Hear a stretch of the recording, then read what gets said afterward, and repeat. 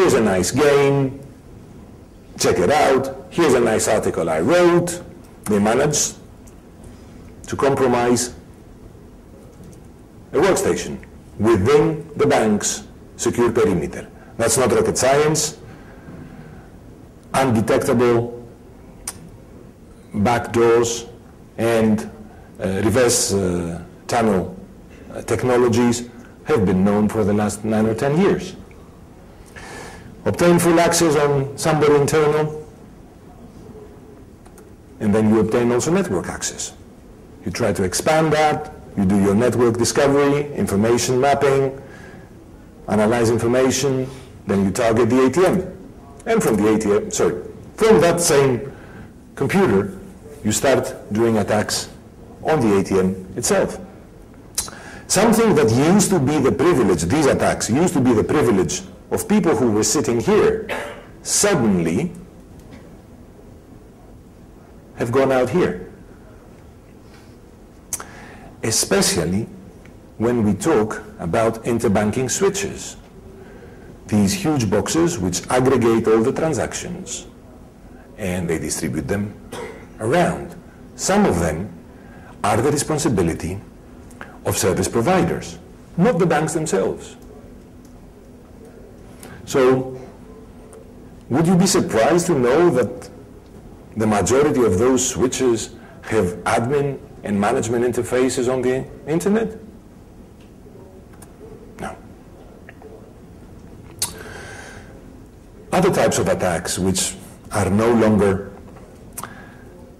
that effective, but we still see them taking place.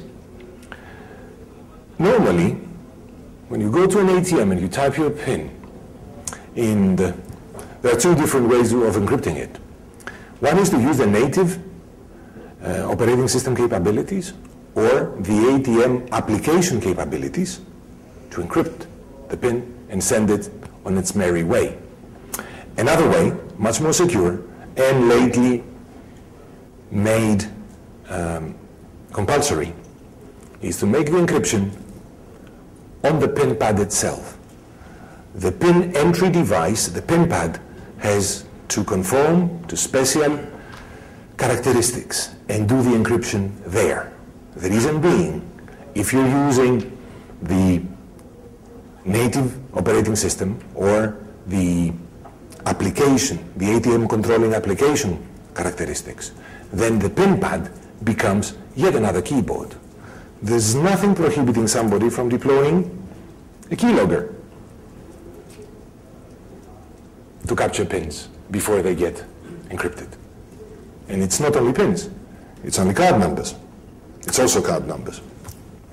So, some final thoughts before we close this.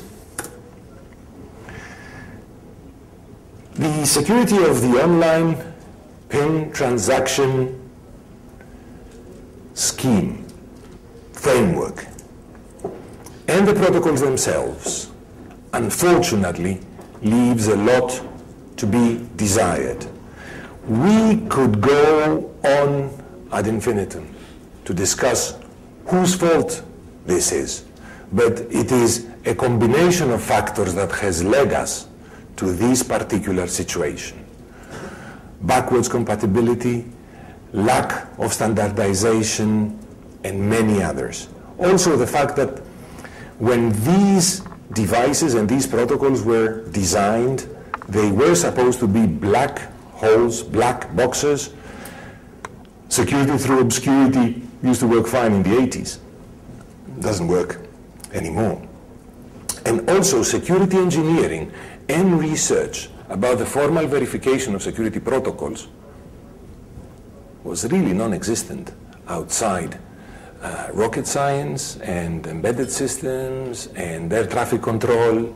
These were, in the 80s and the early 90s, these were the areas that were using, Z or communicating serial protocols or ban logic to formally prove the claims of any protocol. However, nowadays, things have improved. But that means that we have to revisit all this. The attacks, 4 of them, we described today against pins, used to be the realm of academia. Some of them were observed and documented in papers by some very bright individuals.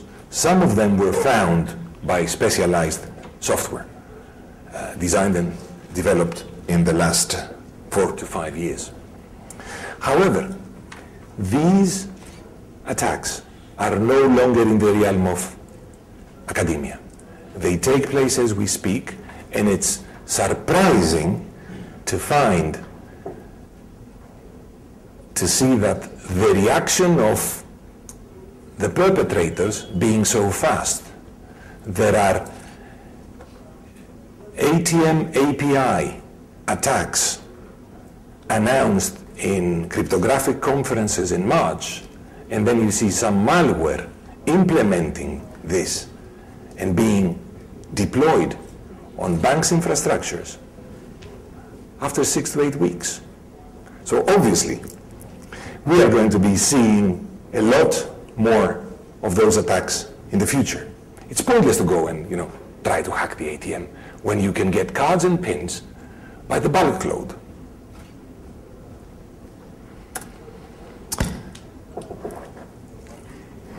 A word of thought, just the final one.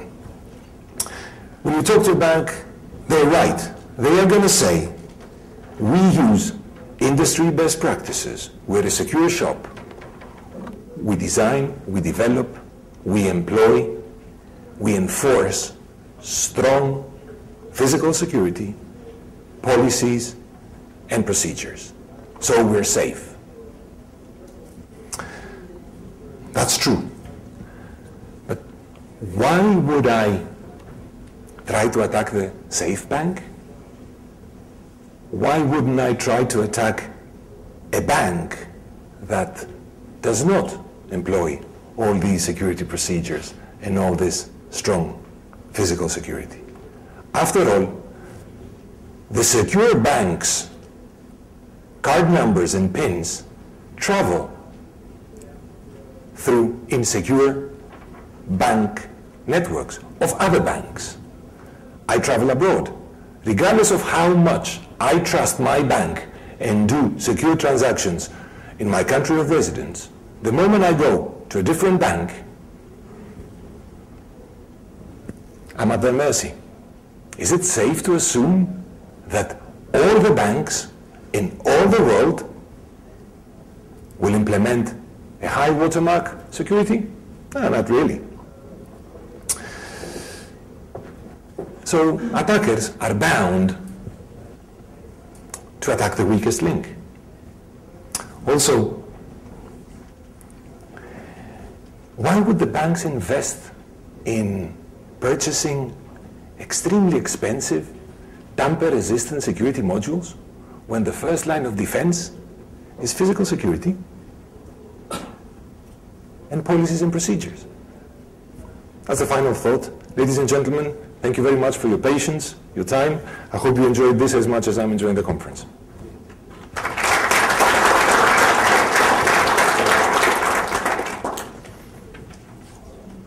Do you have any questions? Please. Normally, the ATM and the bank network, usually they are separated, right? Normally. Okay, this is the first question. And then the second question is, because your offset normally stored in mainframe database, mainframe, and then the application side actually has some other mitigation step, like you have tried 3 times, then you will block your account. So how do you do that attack if they have such mitigations in place? Okay. First question is, how segregated is the network, sorry, the ATM network from the internal banking network? In a secure bank, a lot. In an insecure bank, at all. I was doing an on-site assessment on a very large bank, and it was the country's, that particular country's, largest card issuer. They had an impending audit by one of the payment card brands, so they needed to make sure that the security was up to scratch. So we went to the card processing center, extremely strong physical security, biometrics, the lot, in order to go and check the HSMs, you had to go through hell. The only thing they didn't ask was DNA samples. I took a look at everything, and it was really watertight. Then we went back to headquarters in a different city, and I said, I forgot to ask you to show me how you do this. Oh, I can't believe I have been so careless. But, you know, we must reschedule another meeting because I need to see how you guys do this on the HSM. I said, don't worry, I can show you. So, we've got a test ATM here, HSM here. No, I'll show you. Telnet. So, how segregated is an ATM network from the core IT network? As segregated as a bank wants it to be. Secondly, you're very right. The cards, well, the pins, you cannot do tries indefinitely. You cannot try 100,000 different pins. For starters, there are only 10,000. But all these attacks that we described, they're being performed on the HSM, not on the ATM. You have the encrypted pin block. The client has already put in his pin. What you're doing is you are manipulating the HSM to reveal somebody else's correct pin. You don't do trial and error. So the attacks will work fine because you have the HSM. You have physical, well, you have programmatic, logical access to it. Any other questions? Please. I want to ask about the HSM and the main OS. Is it HSM sort of module, like PCI module in the PC of ATM machine? Okay. They can be both. Normally, 90% of the banks, a few years ago, they used to use some RACAL HSMs. RACAL, R-A-C-A-L. RACAL has been bought by Thales. Now they're called the Thales boxes. It's the RG X000 series, so you have RG 7000, 8000, whatever. Now they are rebranded. They are rack mounted. They're not inside a host. There is either there can be either network communication or direct attachment. Means one PC and one HSM. The HSM does not speak to a PC. It speaks to the host that runs the ATM controlling application, which normally, traditionally, for fault tolerance purposes, they used to be Tandem boxes. Then Tandem was bought by Compaq. They changed the name, and then Compaq was bought by HP. Now they're called HP non-stops, but everybody calls them the Tandem. Okay, non-stop. Well, we have some stories for that, but that's going to be another presentation another day. Please. Just holistically, what do you think should be done in this industry or in banks individually to maybe make the system more secure, or at least make the industry more standardized? What do you think should be done? In the short term, there aren't many things that can be done. The question was what can be done in order to raise the overall level of security in the short term. And, sorry, you didn't say in the short term. No. Okay. In the short term, there's not much that can be done. It's not feasible to ask all the banks, even if we had an immediate solution for the protocols. You know, we designed overnight secure protocols.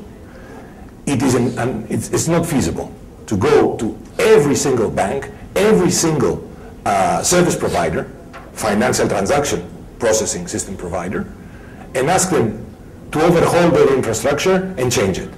It's not going to work. In the long run, or in the medium term, this is what we should be doing. Redesigning the protocols from scratch. Making sure that authorization is right on the API. So the same transaction cannot be executed, the XOTUNAL attack, for example. Why would the same programmer submit two different key parts when the reason you have the key parts is for segregation? So this is the medium term. In the short term, there's no solution. There's no solution. So either the banks which are lagging behind in terms of security, they have to, run a tighter ship, or we're doomed. Well, we're doomed if we use their networks. So, no. I believe that in the short and somewhat medium term, we will see more and more and more